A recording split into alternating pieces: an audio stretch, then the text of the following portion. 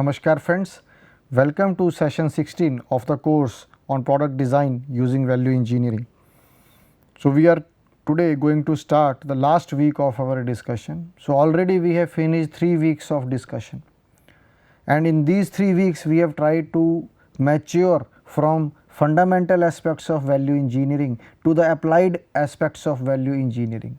And in the last week our focus primarily was to understand the case studies which have already been published, mostly by Indian authors, in different journals. And we have tried to find out that how value engineering can be applied. We have taken examples right starting from a pencil to a divan to a universal testing machine. Also we have seen an example of a focus adjusting knob. So if you remember now, we know by now that how to apply the concept of value engineering in problem solving. Now once we have a course of a very short duration like a 10-hour course, we must have some rules of thumb, or we must have some basic guidelines that we must always remember when we are applying the concepts of value engineering. So there are tools and techniques which have been listed out by the authors of various books which have been published in the area of value engineering.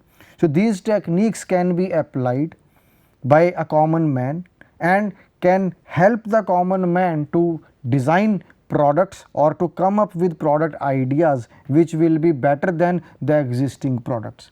So we will try to focus on these tools and techniques which are relevant for each product designer, which are relevant for each engineer who is involved in the process of product design. So these techniques are really helpful, and these must be kept in mind by each and every designer when he or she is designing a product. So our target today and in the next session will be to understand these techniques with the help of case studies or the relevant examples that we can take, so that we remember these techniques. And finally in this week we will try to cover the roadblocks, that are the behavioral roadblocks which do not allow various engineers and designers to come up with innovative solutions. What are the problem areas and how these problem areas must be addressed, so that we are able to use these techniques for better product development or for effective and efficient product development. So we will try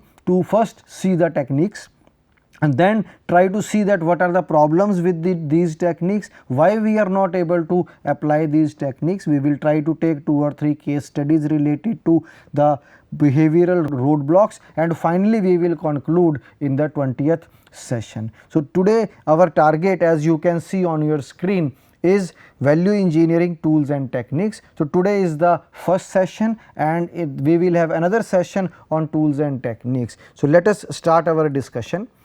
So you can see we have made a table, and these techniques, and this table has been made based on the techniques which have been listed out in the book. So the book is written here. We can see the source is a book, and this is Value Engineering, a how-to manual, 3rd edition by Mr. S.S. Iyer, published by New Age International Publishers. So these techniques are available in this book, and you can refer them for further reading.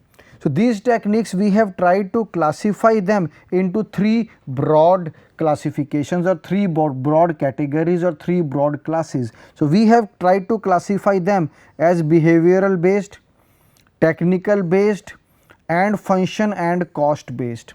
So if you see that these are the 3 important things, this is the area which we have already addressed in the last 3 weeks. We have tried to establish a relationship between function and cost, and these two define the value of a product. This is known to all the learners by now.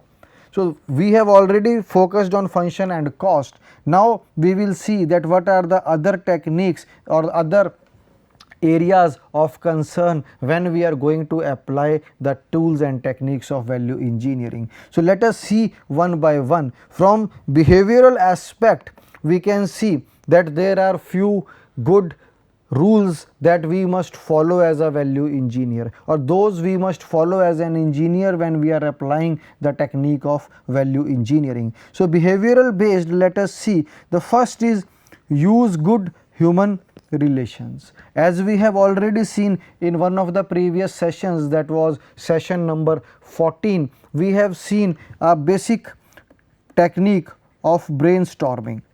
And in brainstorming we have seen that what is the outcome? The outcome are the creative ideas or creative solutions to the problems. So, when we use good human relations, we make a good team, and the team is able to come up with innovative and creative ideas. Moreover, there are teams which are multifunctional.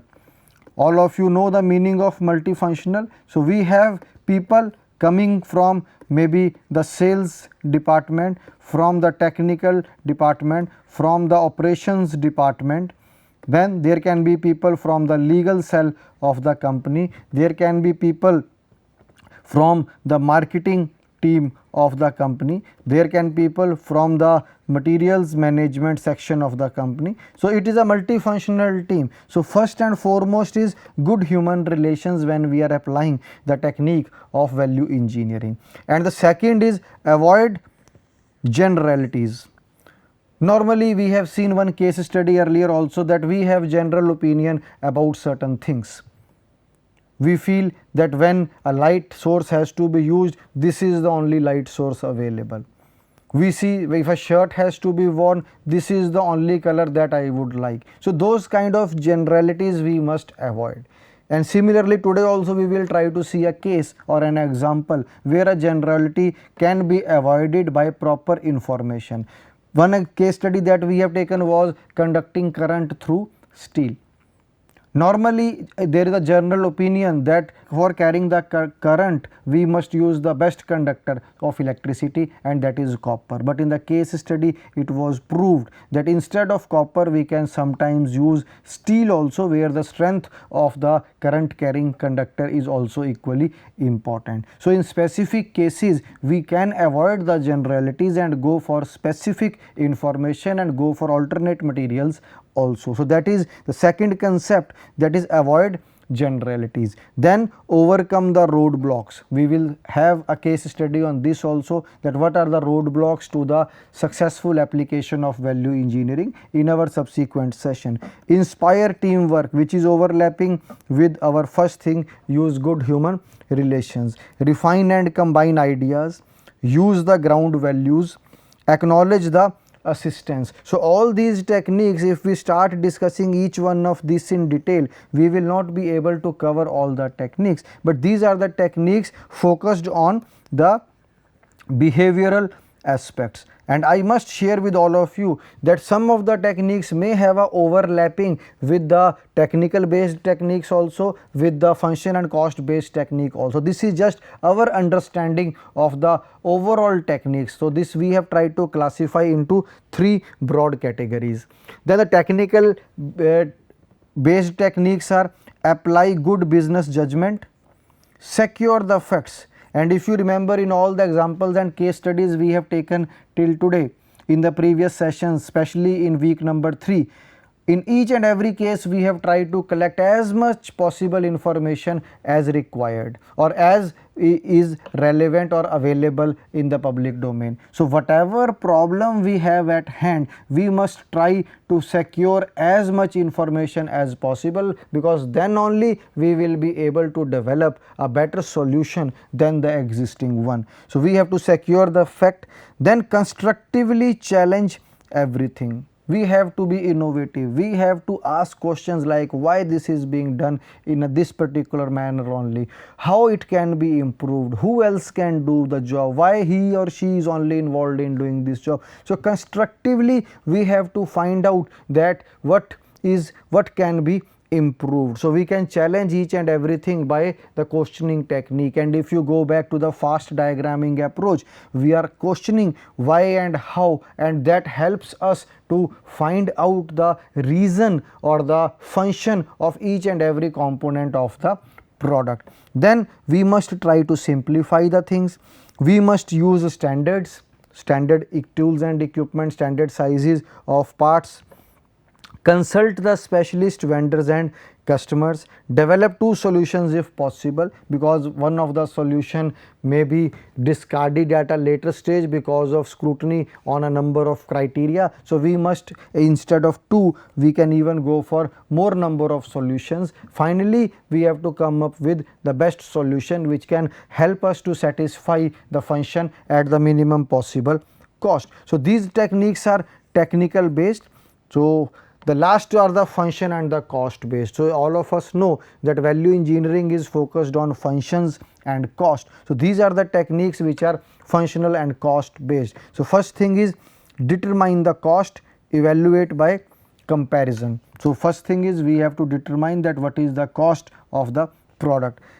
Fix money value for all the specifications such as tolerance, fits and finishes. So, whatever processes we are going to do on our product, we must try to fix the money value for them, because then only we will be able to find out that whether this particular finishing process or this particular tight tolerance is adding some functional value to our product or not. Because if we have not fixed up the money value for each and every operation that we are doing on our product, we will not be able to find out the areas where the improvement can be done. Then define and classify functions. How do we define the functions? All of you know by now, we define the functions as verb and noun, and we can classify the functions as basic and secondary or tertiary, as well as we can also classify the functions as use function and the esteem function. So, it is also important that we define the functions and we classify the functions. This is the most important, close to my heart, that spend the company's money as your own money, because most of the time when we are taking a decision, it varies and it is a human nature. If I am spending my money, my approach may be slightly different. If I am spending company's money, the approach automatically changes. So, therefore, it is a special technique for every value engineer. In fact, I must say for every engineer, or I can further generalize it for every employee of an organization. Each one of us must try to spend the public money, the government money, the organization's money, the institute's money as we would have spent our own money, because there we will do all possible permutation combinations, we will try to explore all possible alternatives where we will try to save some money for our family, or in the contrary, when we are spending the money for the organization, we will try to save the money for the organization by exploring all possible alternatives. So, this is very, very important. Spend the company's money as you would spend your own money.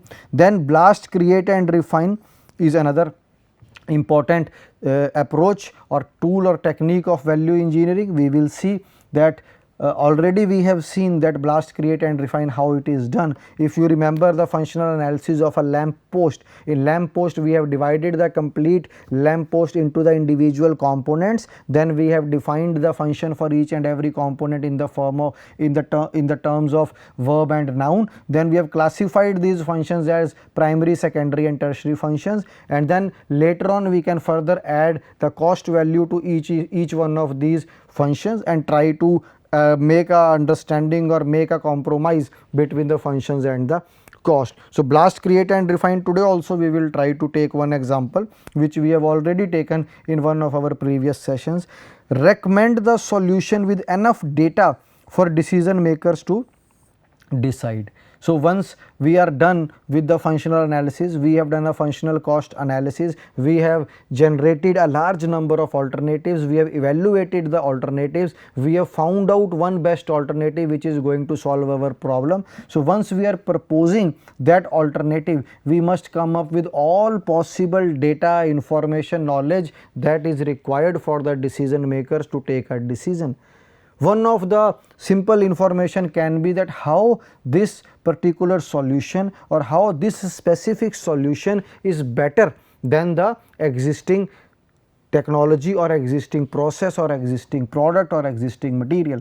So, we have to come up with a comparative assessment of our new idea with the existing idea or the product. So one thing can be the comparative assessment in terms of cost, other can be comparative assessment in terms of performance, another can be comparative assessment in terms of serviceability, another can be comparative assessment in terms of the weight, another can be comparative assessment in terms of efficiency. So there can be number of criteria based on which we can compare. What we can compare? The existing solution to the proposed solution. So the proposed solution must outweigh in number of criteria the existing solution, then only the output of value engineering will be visible, and the management or the higher authorities would be more than happy to accept our solution. So therefore recommended solution, we must have enough data, enough information so that the decision makers can take a final decision. Establish cost for all ideas. This will be done before we recommend our solution. Develop the function alternatives. Use specialty products, processes and procedures wherever possible, because in one of the previous techniques we have seen that we must try to simplify our solution, but wherever the solution demands, wherever the situation demands, wherever there is a specific requirement, we should not shy away from using special processes, special products or special procedures. Use independent audit to verify the predicted savings. So we can even take a third party opinion, the people who are not directly involved in the value engineering study. So we can take a independent audit to verify that whether we are really going to get some savings out of this value engineering endeavor or not. So basically we can see that all these are techniques which can help us to solve our issues related to value engineering. So let us see, there are other tools and techniques also. So these tools and techniques, the source is coming from the book Techniques of Value Analysis and Engineering by Lawrence D. Miles, 2nd edition, McGraw-Hill Book Company Publications. So this is another source, this is our maybe source for these tools and techniques. So here also we can see the first technique is avoid the generalities, get all available costs, use information from only the best source, blast, create and refine, use real creativity, identify and overcome the roadblocks, use industry specialists to extend specialized knowledge. So there are other techniques such as get a $sign for key tolerances, which we have also seen in the previous techniques also, that for each tolerance, limits and whatever finish that we are trying to produce on the product, we must have a cost value associated with them. So whatever are the key tolerances, we must relate it with the cost associated with those tolerances. Utilize and pay for the vendor's skill and knowledge. So wherever possible, we must try to involve our vendors in the decision making process and make use of their skills and knowledge. Utilize the specialty processes. So in the previous classification also we have seen that there are specialty processes, products, procedures, and wherever applicable we must try to use them. And on the contrary, wherever there are industry standards available, we must make use of these standards. And the other criterion is that would I spend my money this way? So this is what we have already seen in the previous techniques, also the techniques given by Mr. S.S. Iyer, that spend the company's money as you would spend your own money. So here also Professor Lawrence D. Miles also says the same thing, would I spend my money this way? So once we start questioning or finding an answer to this question, obviously we will be able to save a lot of money for our organization. So therefore, if we apply all these techniques and try to assimilate as many examples, as many case studies indicating each and every technique, our thought process will be developed in such a way that we will be able to independently apply all these techniques in our problem solving approach.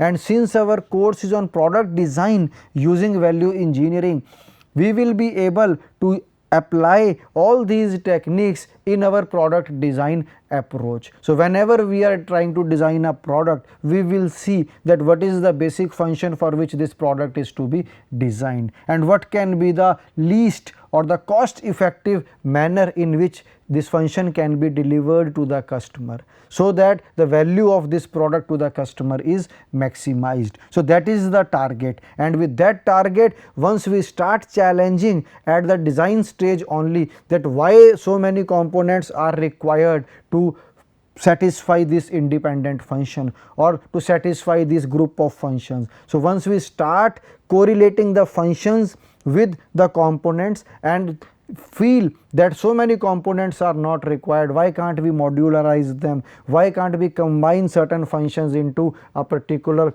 component or a part, obviously we will be applying all these techniques, and these techniques will help us in further refining our product. So let us now take some of the key techniques and try to understand them with the help of examples. Very quickly, we will not go into much detail. So these techniques, if we can memorize and keep in our memory, in our understanding, in our thoughts while we are working, obviously we will be able to find better solutions to the existing problems. So let us take one example which is most common. Avoid the generalities, which is common in both, with which is given in Mr. L.D. Miles techniques also, as well as in Mr. S.S. Iyer's techniques also. Avoid generalities. Now we must try to avoid the generalities during the application of value engineering studies. Now this is one example we are taking. Normally it is a belief that it is not practical to build dies for drop forging when quantities are less than 25,000 per order. So here we are saying that drop forging process must not be applied if the orders is less than 25,000. So this is a general opinion in the industry. This is one generality. Now according to this case, the generality was it is not practical to make dies for this quantity, because parts may vary in complexity, they may vary in kind of material used, but we can say that this general opinion can be challenged. Why? Because in this fast growing economy, technology related to die making machines are upgrading day by day. Now we can say that there are advanced tools and techniques for making dies, and once these techniques are being used, we can certainly get the dies at reasonable costs, and these dies can be used for drop forging operation. So this is an example which is more related to mechanical engineering. Within mechanical engineering also it is related to manufacturing engineering, and within manufacturing engineering also it is related to the forming of the metallic parts. So it is a very specific example, but as a general audience or as a learner, we can say that there is a general opinion that we must not use drop forging operation less than 25,000 PC. So if the PCs are more, then only we should go for drop forging operation, but that is not the correct generality or a general opinion in today's scenario. So different ways of heating the metal also developed according to the size and shape of the raw material. So we can say that there are heating mechanisms also latest which can be there. Another thing is for die making also latest tools and techniques are available. So why should we not take an order less than 25,000? So if prior complete knowledge is available, like precisely what is it that is to be forged. So if we know that what is to be forged, what is the kind of heating arrangement that we can use, how much will be the cost of the die, what can be the latest techniques for which can be used for making the die. Another thing can be whether we have a die which is nearly same to the product that we want to make, that with little modification we can use the same die for making a new product. all that information, if we assimilate, if we gather, if we collect, it may so happen that we may be able to take a order of less than 25,000 pieces also, and we may like to drop forge that order. Why? Because now we have collected all possible information which is going to help us to take a decision. So then if we have that information, then this generality can be avoided by proper selection of die making machine and the processes. So this is just one example that we must not generalize the things, we must try to collect as much possible information, and then only we should finally decide that whether we should go ahead or we should avoid this order. Now the second point is get all available cost data, and in both the lists of tools and techniques you have seen that we must put a dollar sign on each and every part of the product, on each and every tolerance, on each and every surface finish. So wherever possible we must try to relate the functions with the cost, the part and equipment with the cost. So very important sentence, meaningful costs bear the same relationship to good value as meaningful test bear to good performance. Again I will read it for you. Meaningful costs bear the same relationship to good value. So meaningful costs and good value. So meaningful costs have a bearing on the good value, as a meaningful test has a bearing on the good performance. So if we have done a meaningful test on our part, it will ensure good performance. Similarly, if we have understanding of the meaningful costs that are going into our product, we will be able to maximize the value, or we will be able to provide a good value product to our customer. But still it is not uncommon to find that far reaching and important decisions are made without accurate and meaningful costs. So we will try to include in our presentation an important point which we have missed till now, reasons of poor value, that why there are poor value functions in the product. So therefore we can see here in the second point also that many important decisions are taken without an accurate understanding of the meaningful costs of the product. So this is very important, and for this we must get all possible information related to the costs, that what are the costs or the cost components involved in our product, right from the material to processing to finishing to packaging to selling it in the market or the logistics cost. All possible cost components of the product must be known to the designer. So meaningful cost data is vital, because cost is influenced by every decision on every part, component or sub component of a product, which I have already highlighted. So value of product will be secured only when meaningful cost is a criterion in each decision, otherwise it will not be achieved in the product. So already we know that value is proportional to the cost, although it is inversely proportional, but value of a product will be secured only if we have data related to the meaningful cost. Then use information only from the best source. This is another, we can say, tool and technique. So we have seen two techniques by now. Avoid the generalities, that was one. The second one was, as you can see in the previous slide, get all the available costs. So third one is use information from only the best source. Lack of full information and use of misconception are frequently the cause of poor degree of value. So sometimes, as we have seen, that in the avoid generalities also we do not have the complete information about the product to be drop forged. We are just taking a decision based on the general opinion that we should not drop forge a product. Why? Because the quantities will not justify that cost of the die. 25,000 or more parts per order must be there if we want to justify the cost of the die. So this is a general opinion. Once we collect all possible information, we will like to change our decision. We will like to use the process for a lesser number of components also, which may be significantly less than 25,000. So here also use information from only the best source. Now we can see lack of full information leads to poor value in our product. So this is a case study. Already we have done this case study in one of our previous sessions. Quickly I will read it for you.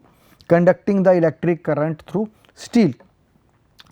The certain parts of a control device is generally made, sorry, we should write here are, the certain parts of control device are generally made by costly non-ferrous materials, which could be very economically made from ferrous materials. So this is something which is being done.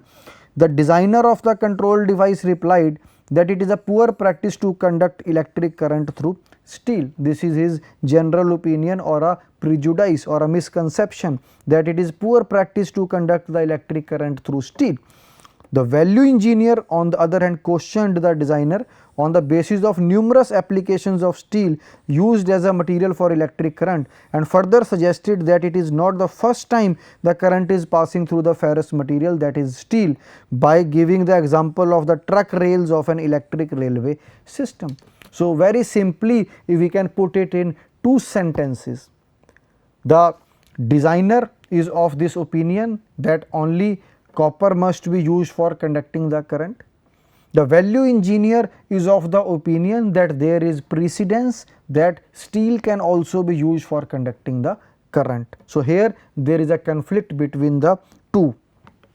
Now the designers were using copper based materials for easy conducting jobs, which is a general conception, but where such materials will not perform, they were using steel, which means that steel can also be used for conducting jobs or electrical conduction purposes. It means that for high temperature condition jobs, steel is preferred. So wherever high temperature jobs are there, steel is our material of choice. So we can see here that all possible information, when it is available with us, when the value engineer has this information that steel can also be used for conducting the current, he can use that judgment, use that information for helping the designer in taking a right call for the selection of the materials. Then the third approach, the fourth approach, sorry, three we have already seen, the blast, create and refine, and this case study also we have already done of the Divan. I am again taking the similar examples which we have already done, so that we relate them with the techniques, and these techniques are ingrained, these are maybe put forth into your thought process, so that whenever a product comes to you or whenever you see a product, obviously some ideas or some tinkling is there that there can be some improvement in the product that we are using. That is the sole purpose of this very small course of 10-hour duration, that whenever we try to look at a product, we must look at the product from this perspective also, that how the function can be achieved. So here we can see in blast, create and refine, we blast the complete product. This is a Divan. So we divide it into its individual components. So this we can say is the blasting approach. We are blasting it into 5 or 6 different components, and then we are trying to write the functional definition. Then we are classifying the functions as primary, basic and secondary function, basic and secondary function. So we can see here that we are doing the functional analysis for this part, and then there is the existing cost structure, and then we are finding the value gap and ranking the alternatives. So these are the assembly, surface appearance. So these are the functions which we want to achieve. So most important here is blast, create and refine. So in blast, what we are doing, we are dividing the product into the individual components. Then in create, as the word suggests, we are trying to look for the alternatives which can solve the same purpose, and in refine we are putting these alternatives, we are subjecting these alternatives to different criteria, and the criteria can be rigidity in this case, another criteria can be lightweight in case of a divan, the another criteria can be a long life cycle cost of the divan. So, we can create certain alternatives, and if you remember what were the alternatives here, we can change the thickness of the board, we can change the gauge of the pipe that we are using for the structure or for the frame. So, we can change the gauge of the pipe, we can change the thickness of the board. These are the alternatives available with us, which are a result of the creation or the creativity phase. And when we refine these alternatives, we try to evaluate these alternatives against a set of criteria which I have already mentioned: rigidity, weight reduction, performance. Then we refine our alternatives, and finally we get one best alternative. Which one will be the best alternative? Which is satisfying the functional requirement of the divan. Functional requirement is satisfied, performance is not compromised, and we are able to provide a cost effective solution to this product. So, in blast, create and refine, it is one of the most important techniques which is applied in the field of value engineering. So, we try to divide the complex product into the individual components, define them functionally, classify the functions of each component as primary and secondary function, put a dollar sign on each component, find out the cost for each component, and then try to create better alternatives, better solutions to the product, and then evaluate these solutions based on certain set of criteria, and once you find the best solution, refine it and then implement it. So, that is the basic approach of blast, create and refine. So, with this we come to the end of today's session. We will try to see some more techniques in our subsequent session and try to relate these techniques with certain examples, so that by the end of this course you remember these techniques for a long duration of time. Maybe these techniques get ingrained into your thought process, that whenever you are trying to solve even a domestic problem, you try to apply these techniques and come up with better solutions. Thank you.